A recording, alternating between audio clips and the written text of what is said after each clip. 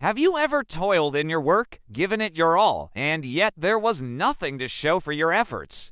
You might have spent countless hours working on a project or trying to achieve a goal, but it seemed like no matter what you did, you just couldn't get ahead. It's these moments when you start to question your abilities and wonder if you'll ever succeed. You might feel tempted to give up or lose faith in yourself. But what if I told you that with God, even empty nets can overflow? Just like Simon Peter and his companions on that fateful day by the Sea of Galilee. But before we dive into this incredible story, let's take a moment to introduce ourselves. We are a community of believers passionate about sharing the love of Jesus Christ through storytelling and music. Our mission is simple: to inspire, encourage, and uplift your spirit as we journey through life together. So if you're ready to embark on this uplifting adventure, don't forget to subscribe and hit that bell icon. Together, we can grow in our faith and bring more positivity into this world. Now let's dive into the profound lesson found in Luke chapter 5 verses 1 to 11. Picture this: the sun setting over the Sea of Galilee, painting the sky with hues of orange and purple. The day has been long and tiring for Simon Peter and his fellow fishermen as they've cast their nets into the water again and again, hoping for a bountiful catch. But their efforts seem futile. Time and time again, they've returned to shore with empty nets. Discouragement settles over them as they wash their nets, knowing that without a catch, their families will likely go hungry that night. As if to add insult to injury, a large crowd gathers near Jesus, pressing in on him to hear his every word. In the midst of this throng, Jesus steps into Peter's boat and asks him to pull it a little from the shore. With a gentle voice, he begins to teach the crowds about the kingdom of God, and as he speaks, Peter's heart sinks. How could this man attract such a massive crowd while he himself, a seasoned fisherman, has struggled to catch even a single fish? Doubt and envy gnaw at him, making it even harder to endure their fruitless night. When Jesus finishes teaching, he turns to Peter and gives him an instruction that seems almost unbelievable. "Put out into deep water," he says, "and let down your nets for a catch." Confused and frustrated, Peter responds to Jesus, saying, "Master, we have worked all night long and caught nothing. But at your command, I will lower the nets." These words reveal the depths of Peter's despair. He's exhausted, disheartened, and on the brink of giving up. Yet something in Jesus' eyes, maybe a glimmer of hope or perhaps unwavering kindness, makes him pause. He decides to obey, even though he believes it's futile.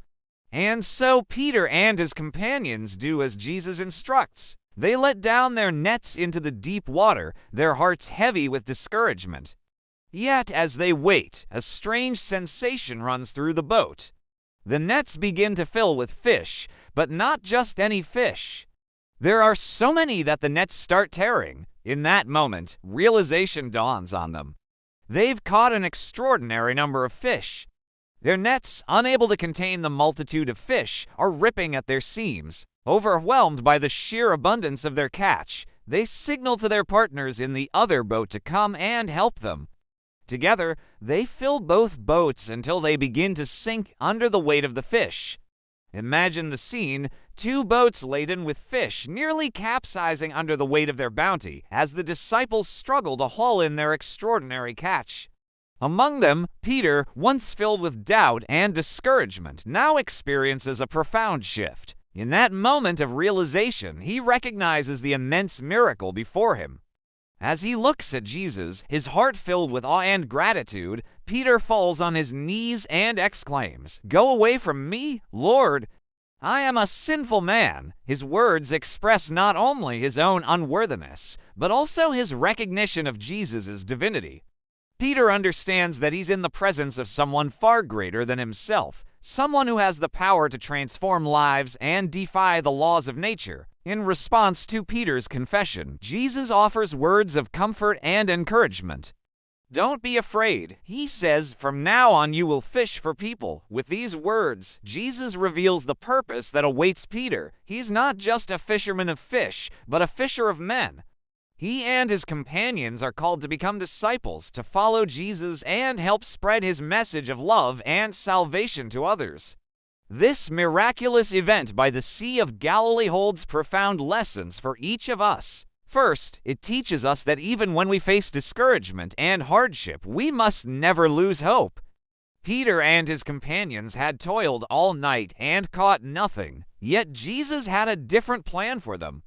He knew there was more in store, an abundance beyond their wildest dreams. Similarly, in our lives, we may encounter times when things don't go our way and our efforts seem to go unrecognized. But we must hold on to hope, knowing that God has a way of surprising us with his blessings. The story also reminds us that sometimes God calls us to step out of our comfort zones and embrace the unknown. Jesus instructed Peter to go deeper into the water, which meant venturing into unfamiliar territory. Often in life, we're called to do just that. God may lead us to take risks, pursue new opportunities, or leave our familiar surroundings to pursue our dreams. While fear and uncertainty may grip us, we must remember that God doesn't call us to comfortable situations. Instead, he empowers us to face our fears and conquer them. Moreover, this event highlights the transformative power of obedience. Peter's decision to obey Jesus' instructions, even when they seemed illogical, led to an extraordinary outcome. Obedience isn't always easy, but it opens the door to God's blessings and allows us to experience his miraculous power in our lives.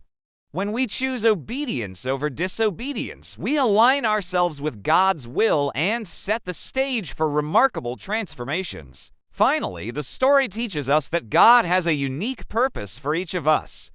Peter's calling as a fisher of men signifies that he's not just an ordinary fisherman, but one with a special mission. In the same way, we're not called to live ordinary lives, but extraordinary ones marked by purpose and meaning.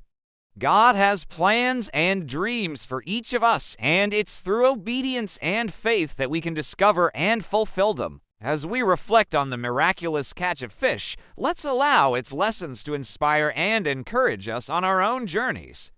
May we never lose hope in times of difficulty, embrace God's call to step outside our comfort zones, value obedience to his word, and most importantly recognize that we're not merely fishers of fish, but fishers of men called to make a difference in the world.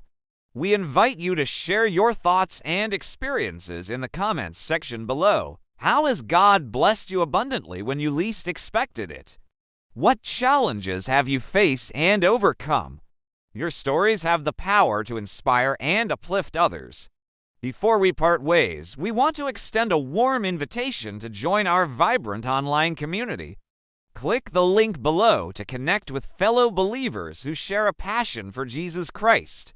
Together, we can encourage one another, share our faith, and build meaningful connections. Thank you for joining us today. Until next time, may the peace and love of Jesus Christ be with you.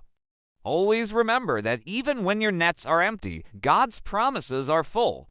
Keep believing, keep trusting, and you'll witness miracles in your life.